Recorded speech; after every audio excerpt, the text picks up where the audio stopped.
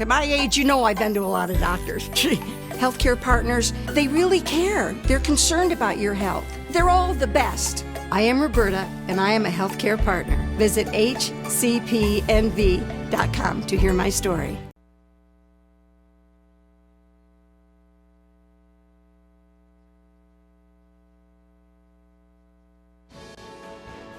News 46 is brought to you by Comfort Hospice Care, where we give our patients and their loved ones peace of mind, knowing we provide the highest quality of care 24 hours a day, 7 days a week.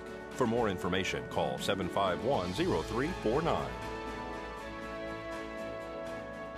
News is also brought to you by Star Nursery, for all your landscape and gardening supplies right here in Pahrump.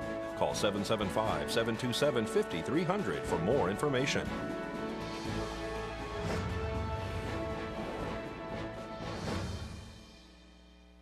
Tonight on News 46, one man is injured after crashing his scooter. The Neuropathy and Pain Center of America holds a seminar at the Nugget, and Squawk the Show entertains the crowds at Petrick Park. News 46 starts now. You're watching KPVM News 46 with Monique Mitchell.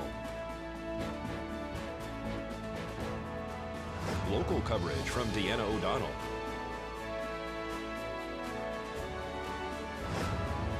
News 46, local coverage you can count on. Good evening. It's Tuesday, October 8th, 2013. I'm Monique Mitchell for News 46. Well, President Barack Obama said to Republican leaders today in a press conference, end the government shutdown and raise the debt ceiling, even for a short period, and I'll negotiate. Today marks the 8th day of the partial shutdown and 9 days before the deadline to increase the federal borrowing limit or face default. Well, during this government shutdown, the public is being made aware that Nevada state parks have not been affected by the closures. 23 Nevada state parks are not affected and remain open for all scheduled events. Campgrounds are open throughout the winter months, and showers are available at locations with heated facilities.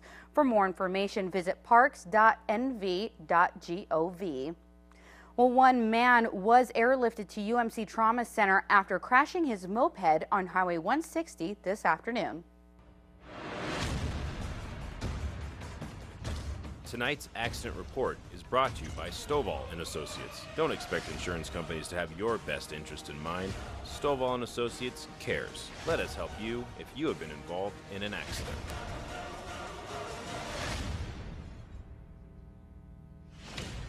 A single vehicle accident occurred on Highway 160 and 372 this afternoon. Pahrump Valley Fire and Rescue, Nye County Sheriff's deputies, and Nevada Highway Patrol all arrived on scene. According to one witness, the man apparently was in the westbound turn lane to go on to Highway 372 on 160 when the accident occurred. We spoke to the witness, Stephen Johnson. According to that witness, the older gentleman apparently tried to put down his foot and injured it on the curb there in the turn lane.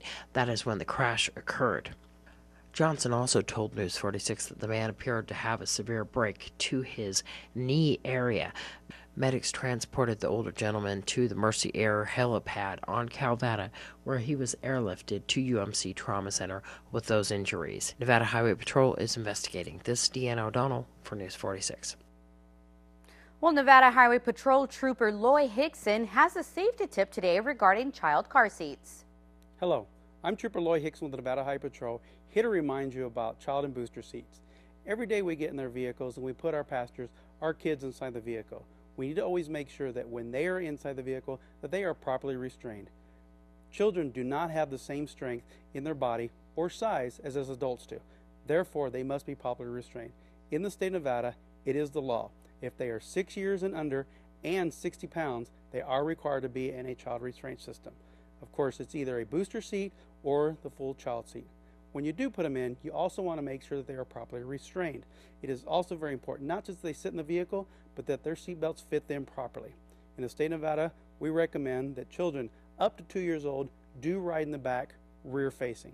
Once they do get older, they can go forward facing up to 6 years and 60 pounds. It's recommended also that they can stay inside the booster seat up to 8 years and 80 pounds. It's all about saving lives. every time we get in the vehicle. As drivers, we need to put on our seatbelts, and we need to make sure that our children are properly safe. They are our future. They are our lives. Make sure we give them responsibilities when they're young. Again, our goals in the state of Nevada are 0 fatalities. With your help, we can reach this. Thank you. Well, folks, keep it here because we're going to have more local news for you after these messages.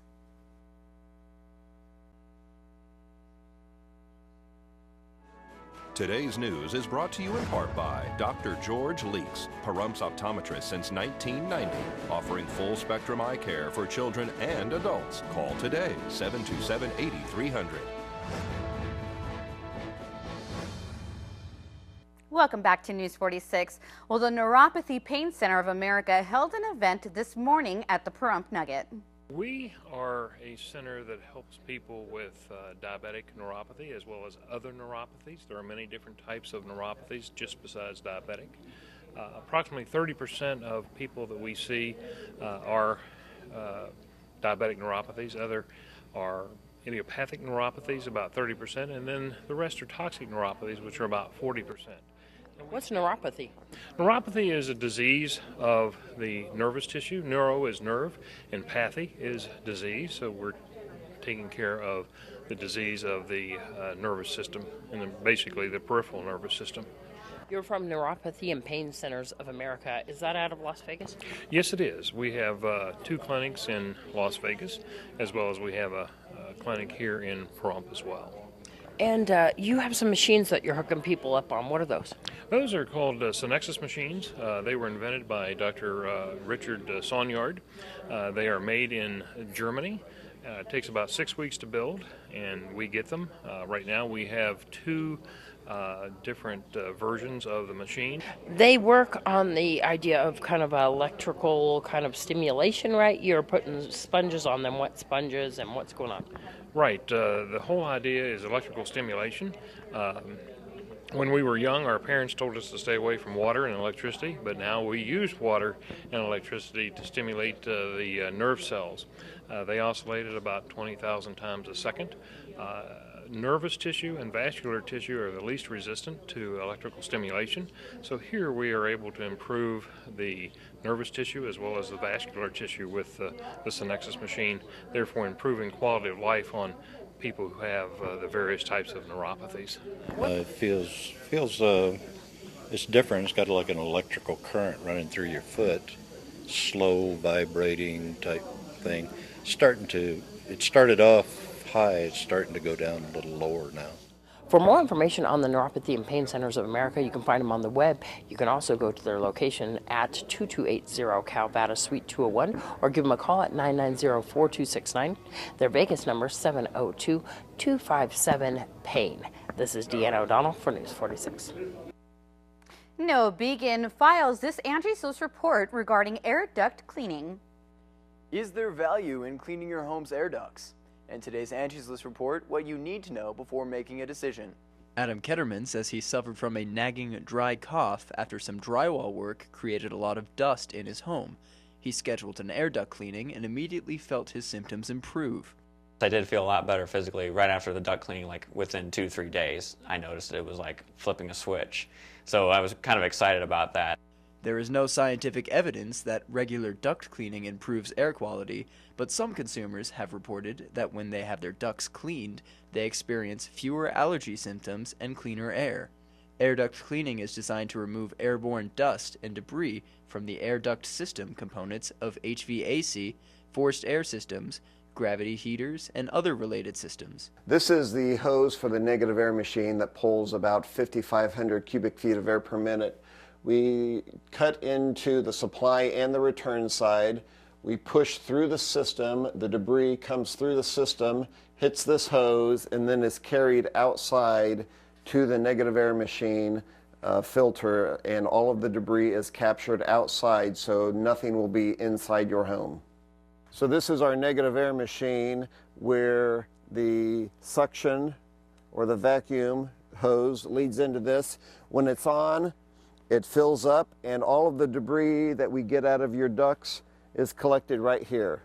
Angie's List says you must do your research when hiring to ensure you are working with a reputable contractor. Beware of bait and switch tactics that advertise an unbelievably low rate and then immediately start tacking up on charges or using scare tactics. One of the more common things that we hear about air duct cleaning is really it comes down to pricing. So it's important for consumers to get written in-home estimates because a lot of times air duct cleaning is based on either the square footage of the home or the number of vents. And a typical air duct cleaning might cost anywhere from $300 to $500. So if you find that you're being offered a really low price, you're going to want to question it.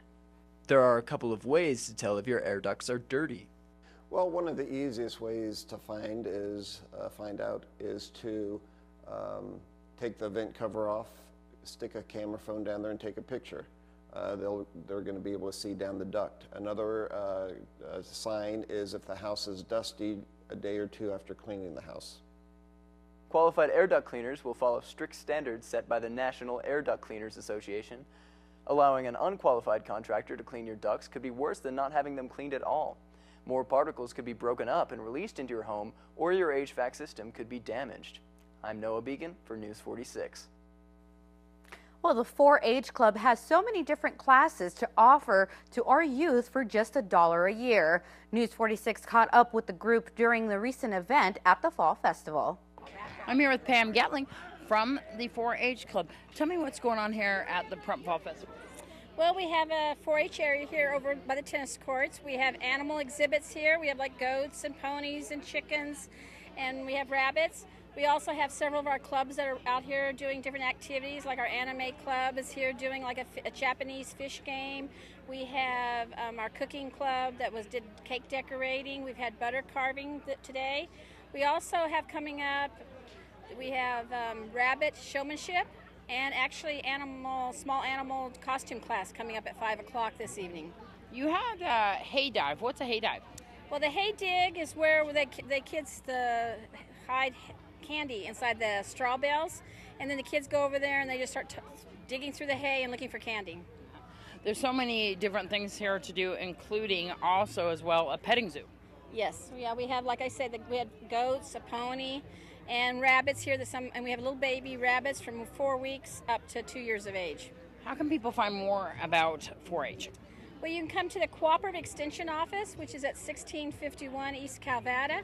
And it only costs $1 a year to join your child. The ages are from 5 to 19.